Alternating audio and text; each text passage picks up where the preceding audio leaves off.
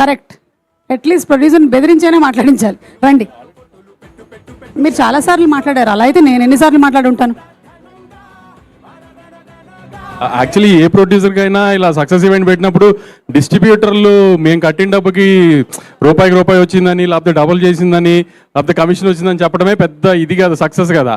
అదంతా వాళ్ళే చెప్పారు కదా, ఇంకా నా సైడ్ నుంచి నేను చెప్పేది ఏముంటుంది.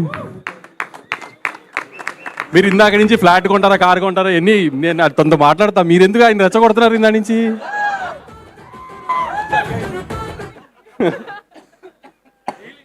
మీకు నాకు అంటే సంవత్సరానికి 2-4-5 సినిమాలు ఉంటాయి, మన 10 ఈవెంట్లు ఉంటాయి, 20 ఈవెంట్లు, మనం ఏం తర్వాత మాట్లాడుకోవచ్చు కదా. 2 సంవత్సరాలకు ఒకసారి హీరో సినిమా చేస్తాడు, అతన్ని ఎందుకు రెచ్చగొడుతున్నారు మీరు మధ్యలో. మన ఇద్దరిని కలిపి కొంటది ఆవిడ, మీరు ఆవిడికి మనం గిఫ్ట్లు ఇవ్వడం ఏంటి.